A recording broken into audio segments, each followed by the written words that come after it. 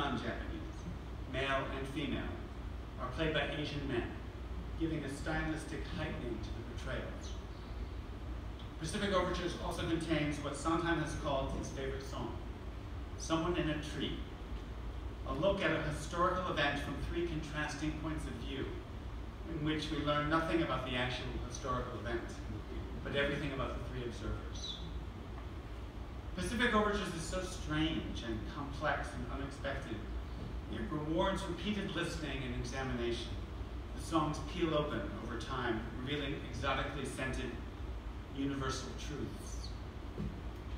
What on earth, people were wondering, will they do next?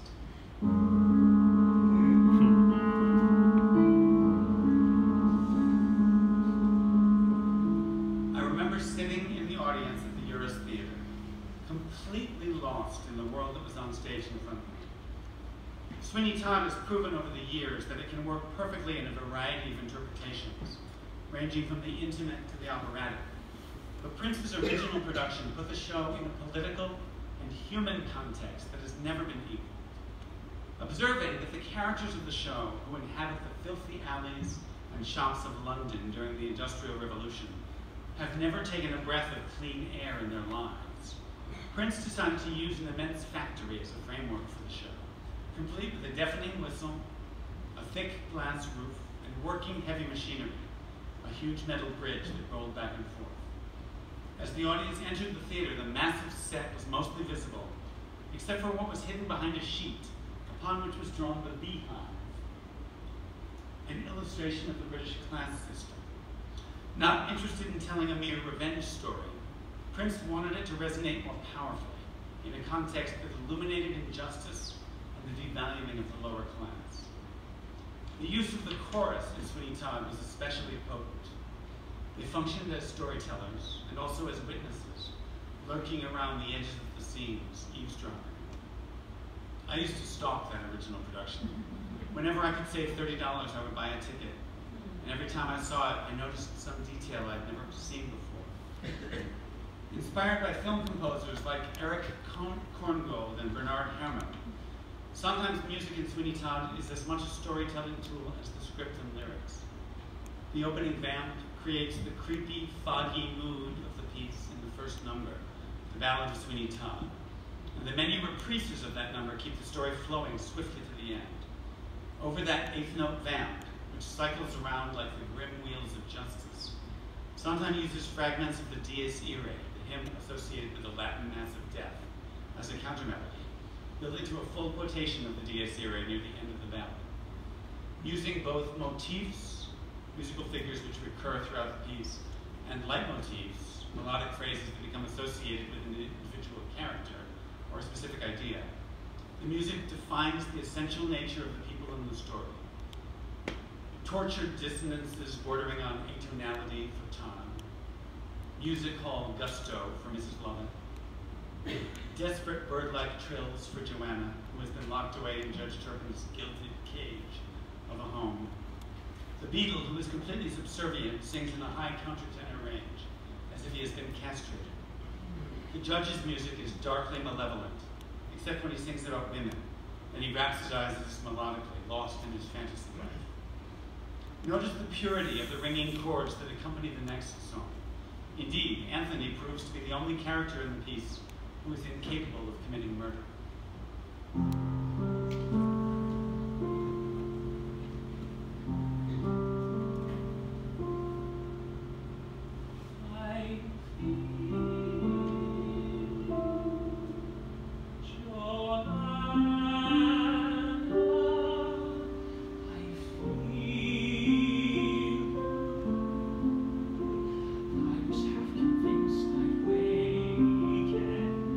Satisfied enough to dream.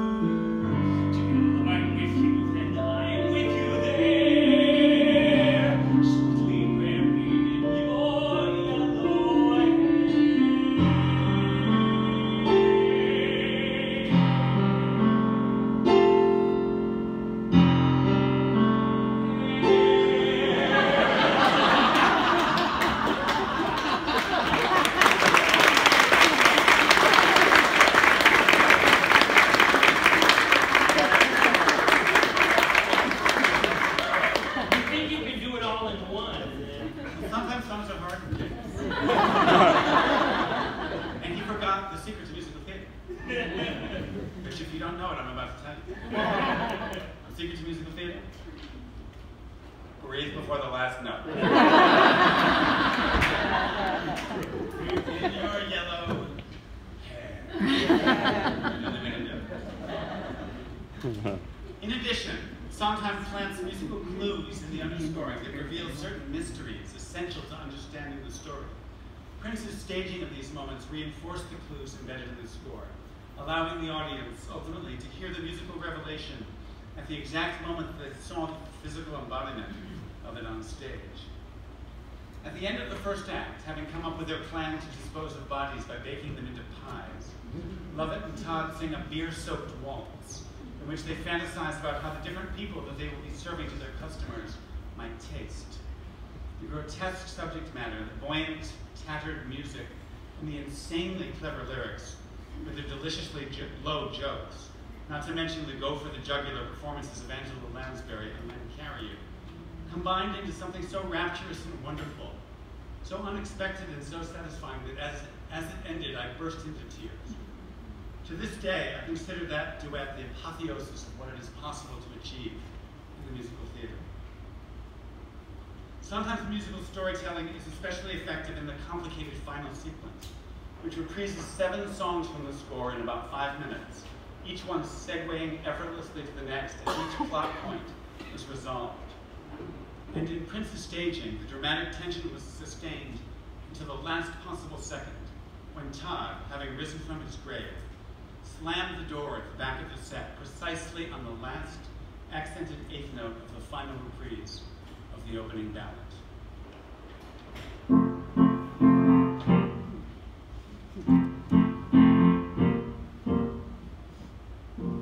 Merrily We Roll Along, based on the Kaufman and Hart play of the same name, is a cautionary tale of youthful idealism, showbiz friendships, and dreams gone awry. The story is told backwards, starting in Los Angeles in 1981 and ending in 1957 on the Manhattan rooftop.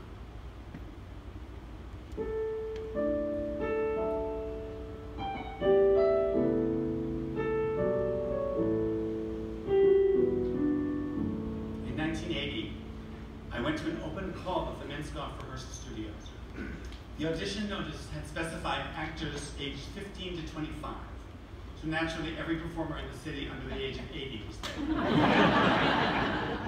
I had taken the train from New Haven early in the morning, and in Grand Central Station I had found a photo booth where I had taken a little 4-inch by 4-inch picture of myself, which I had paper-clipped to the back of the resume I had typed up the night before. I had played Linus in Your Good Man, Charlie Brown, and Giles Corey in The Crucible. Of course I was going to be cast in a Broadway show. The line of actors waiting to be seen snaked out of the building and through Schubert Alley. From a distance that looked like a line of young people. Up close it looked like a lot of middle-aged people trying to look very young. I wasn't seen that day, but they collected the pictures and resumes of those who had waited. And 2 weeks later, I actually got a call in my dorm room at Yale from Joanna Merlin, saying that I had an audition for the role of Ted, the piano player, in the new Stephen Sondheim, George Firth musical, Merrily We Roll Along. Months of auditions followed. Every few weeks or so, I would be called into the city, and I would sing my song, and then go to the piano and accompany myself singing another song. And Hal would smile and ask me a question or two, and I would go back to Yale, and they would call me in a few weeks later to do it all over again. Sometimes the auditions were on the set of Evita, Hal's show at the Broadway Theater, which was terrifying because the stage floor had all these light boxes set into it, and it was so steeply rigged that I was sure I was going to fall into the orchestra pit. Finally, one day, about 90 of us were called at 10 o'clock in the morning back at the Minskoff Rehearsal Studios. We sang, we danced, we read scenes, we danced, we sang, we read more scenes. And by 5 o'clock, they had narrowed it down to 25. Hal called those of us who were left into a room and told us very matter-of-factly that the show had been cast